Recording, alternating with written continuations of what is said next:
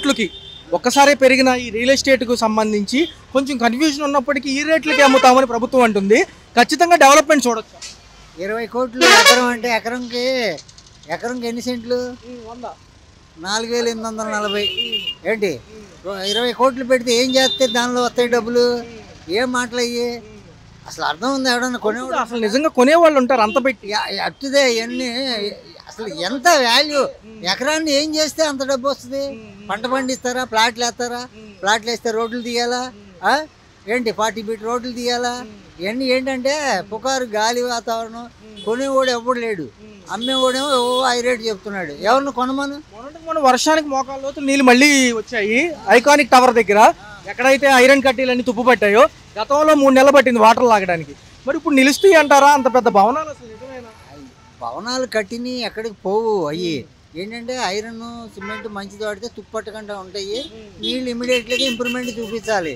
ఇప్పుడు ఎంతసేపు పేపర్లో టీవీలో చెప్పుకున్నామని కాదు, అక్కడ అసలు ఉండాలి, అక్కడ జరగాలి, ఇంప్రూవ్మెంట్ అవ్వాలి. 20 కోట్లు ఈ కోట్లు అని వేస్ట్ అబ్బా, ఇదంతా పనికిరాని చెత్త మాట. సంవత్సర పాలన దగ్గరలో ఉన్నాం. జూన్ వస్తే సంవత్సరం అయిపోతుంది. ఒక పక్క చూసుకుంటేనేమో పవన్ కళ్యాణ్ గారు చెప్పారు చాలా అనేకమైన విషయాలు, ఏవి ముందుకు సాగట్లేదు. ఖజానాలో డబ్బులు లేవంటున్నారు. 2 వచ్చినాయి, పెన్షన్ ఒకటి, గ్యాస్ సిలిండర్లు. డబ్బు లేదు అంతా అయిపోయింది అంటారు. మెట్రో అంటారు, అది అంటారు, ఇది అంటారు, పేపర్ ప్రకటన. అసలు ఆదాయం ఏది?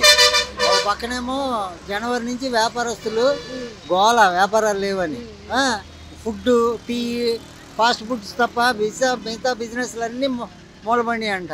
మరి దానికి ఏంటి మరి ఇంప్రూవ్మెంటేషన్ అంటే? ఏదైతే రియాలిటీలో లేరంటారు. అయితే రాజకీయ నాయకులు కూడా ఎక్కడో ఏదో ఉంది. ప్రకటన వరకే కాదు, క్రియాశీలకంగా చేయాలి. ఏదైనా వేరే యూట్యూబ్ ప్రకటనలు చేసాము అని కాదు. మార్పు రావాలంటే ఇంకా టైం పట్టుద్ది అంటారు వాళ్ళు. చూద్దాం. సూపర్ 6 అవుతుందంటారా? ఖచ్చితంగా నిదానంగా అవుతుందబ్బా. డబ్బు డెఫిసిట్ బాగా డెఫిసిట్. మరి ఆ వనరులు ఎత్తుక్కోవాలి. అంతేగాని జనం మీద, కరెంటు బిల్లుల మీద, పన్నుల మీద వేసేయడం కాదు. నిన్న కాక మొన్న మళ్ళీ పన్నులు పెంచారు. అలా కాదు, వనరులు ఎత్తుక్కోవాలి. ఏం చేస్తే అప్పుడు ప్రవీణ్ ప్రకాష్ ఉండగా డీవియేషన్ ఉన్న కట్టుకున్న బిల్డింగ్లు కానీ అప్రూవల్ ప్లాన్ మళ్ళీ రిజిస్ట్రేషన్ అని ఇచ్చాడు, డబ్బులు వచ్చినాయి. అలా చేసుకోవాలి. అతిశయోక్తిగా ఉంటాయి కానీ ఎకరం 20 కోట్లు అనేది ఎక్కడ నమ్మశక్యం కావట్లేదు. నమస్తే అండి. ఎకరం 20 కోట్లు అన్నారంటే ఆయన మరి కొంటాకన్నాడు లేకపోతే అమ్ముటాకన్నాడో అయితే తెలియదు. కానీ ఏదేమైనా కానీ సొంత సులభాలకు అవసరపడి వాళ్ళు ఇష్టం వచ్చినట్టు మాట్లాడుతున్నారు. వైజాగ్లో వచ్చేసేమో ఎకరం వచ్చి 99 రూపాయలకే ఇస్తానన్నారు. ఇక్కడ వచ్చేసి 20 కోట్లు. ఏంటి డబ్బులా లేకపోతే సిరిగిపోయిన కోట్లా? మాట్లాడే విధానం కూడా ఉంటుంది. 20 కోట్లు అంటే దేనికి ఇవ్వాలి? నువ్వు వచ్చావు, ఫస్ట్ సారిని మోడీ గారిని తెచ్చావు, తీసుకొచ్చాడు, కాస్త మట్టి కాస్త నీళ్ళు ఇచ్చాడు, వెళ్ళాడు. అదే అంటే అది అన్నాడు, ఇది అన్నాడు, వెళ్ళాడు. రెండోసారి పిలిపించావు, కూర్చున్నావు, ఆహా ఓహో అన్నారే. కానీ దాని గురించి ఏమీ మాట్లాడలేదు, ఏమి చేయలేదు. దానికి ఇంత నిధులు ఇస్తా, దానికి లేకపోతే కొంత నేను ఊరడు కల్పిస్తా, లేకపోతే కొంత దానికి సహాయం చేస్తా అనే మాట రాలా.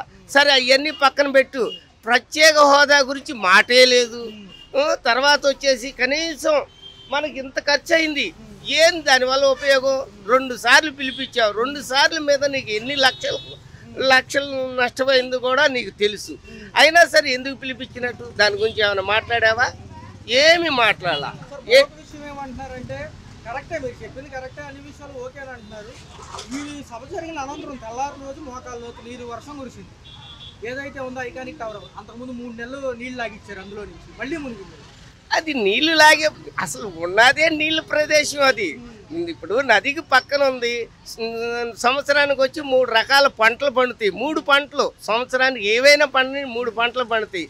అది పంటలు పండే భూమే కానీ బిల్డింగ్లు కడతాకి ఇలాంటి భవనాలు కడతాకి అది పనికొచ్చే భూమి కాదు. ఇప్పుడే కాదు, ఇప్పుడు ఆనాడు సింగపూర్ వాళ్ళని పిలిపించారు, అది కాదండి అవదండి అన్నారు.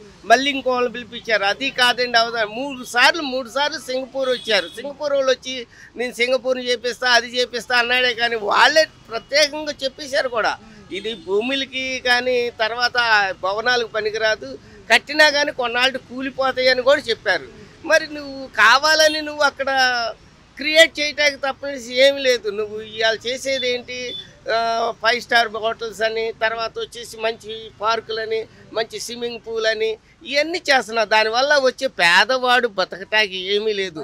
నీకు ధనికుడు కోసమే నువ్వు చేస్తున్నావు, ఒక వర్గం కోసమే నువ్వు చేస్తున్నావు, కానీ నిజానికి నువ్వు పేదవాడి గురించి అసలు ఏనాడు ఆలోచించాలి. చూసుకున్నట్లయితే సార్ వచ్చే నెల 13 కల్లా మనకి సంవత్సర పాలన కంప్లీట్ అయిపోతుంది.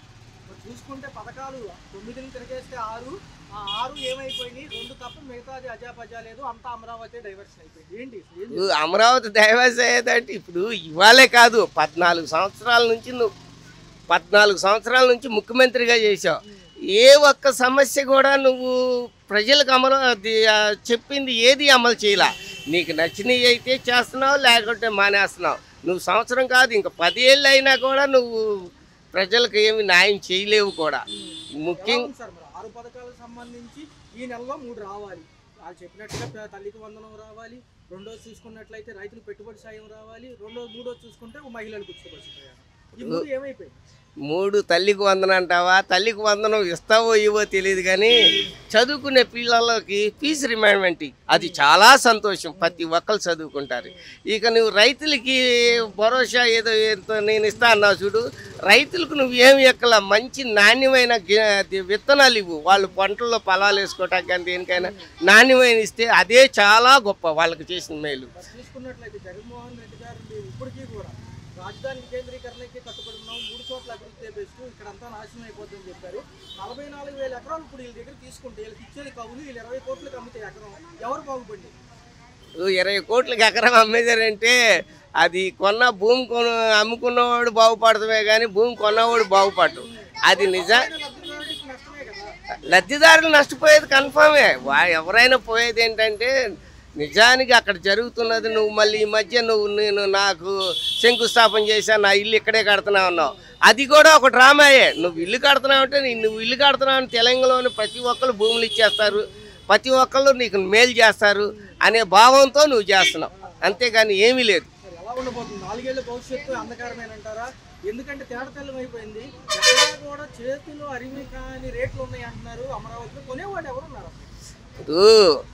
కొనేవాళ్ళు ఎవరున్నారంటే నువ్వు తీసుకొస్తాడు ఆయన. ఎక్కడి నుంచి తెస్తాడు?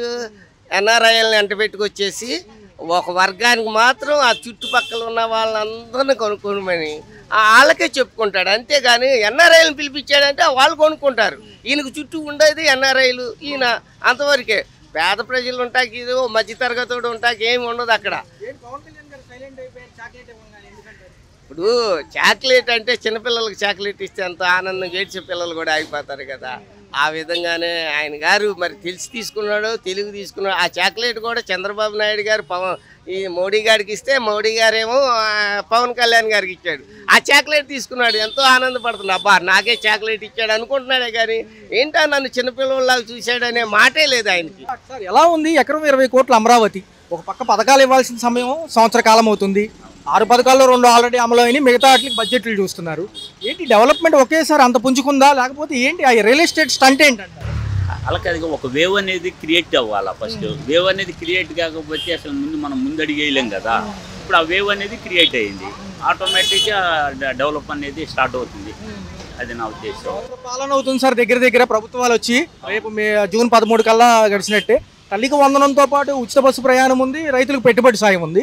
ఈ నెలాఖరికల్లా ఈ రెండింటి మీద కసరత్తు అంటున్నారు. 2 తపాలుగా ఇస్తాం ఏ పథకానికైనా డబ్బులు అంటున్నారు. మంచి పరిణామమేనా? ఖచ్చితంగా చేయగల సామర్థ్యం ఈ గవర్నమెంట్కి ఉంది, అందులో అనుమానమే లేదు. ఎందుకంటే సెంట్రల్ గవర్నమెంట్ సపోర్ట్ తోటి స్టేట్ గవర్నమెంట్ కూడా ఉంది కాబట్టి ఖచ్చితంగా ఇవి ఇచ్చిన హామీలను నెరవేర్చడానికి పూర్తి శాయశక్తులు కృషి చేస్తుంది గవర్నమెంట్. సార్ ఒక పక్క అభివృద్ధి సంక్షేమంతో కూడిన ప్రభుత్వ హామీలు సూపర్ 6 అనే టైటిల్ పెట్టారు. మరి గత ప్రభుత్వాలు ఏమో నవరత్నాలు, అయితే ఆ ప్రభుత్వాలు సంక్షేమం మీద ఫోకస్ చేసి అభివృద్ధి వదిలేసిందనే జనం మాట. ఎలా ఉంది ఈ వ్యత్యాసం? ఎలా ఉంది? ఒక పక్క ఆయన ప్రజల్లోకి వస్తున్నారు, వీళ్ళు ప్రజల్లోనే ఉన్నారు. మరి ఎలా ఉండబోతుంది? కానీ వేవ్ అనేది ప్రజలు గమనించగలుగుతారు. మీడియా మీరు కూడా మాకన్నా ముందే ఉంటారు ఆ గ్రహించడంలో. అది ప్రత్యేకంగా చెప్పక్కల్లా. పరిపాలనా దక్షత ఉన్నటువంటి గవర్నమెంట్ ప్రస్తుతం ఉన్నదని నా అభిప్రాయం. ప్రతిపక్షాలు కొంతమంది విశ్లేషకులు ఎవరైతే ఉన్నారో మోకాళ్ళతో మునిగిపోయే నీళ్లలో ఎక్కట్లా కడతారు కట్టడాలు అంటున్నారు. ఎంతవరకు సాధ్యం అంటారు? ఇప్పుడు దుబాయ్లో బుర్జ్ అనేది సముద్రంలోనే కట్టారు.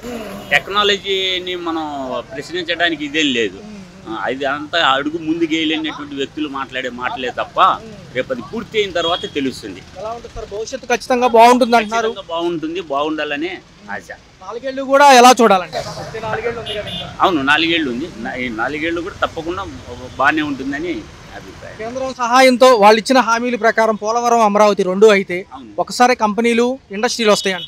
అవును, ఖచ్చితంగా ఈ గవర్నమెంట్ ఈ టర్మ్ పూర్తి అయ్యేలోపు నాకు తెలిసి 70% కంప్లీట్ అవుతుంది. హలో, తెలుగు రాజ్యం ఛానల్ చూస్తున్నారా? సామాజిక, రాజకీయ, జీవన చిత్రణే తెలుగు రాజ్యం.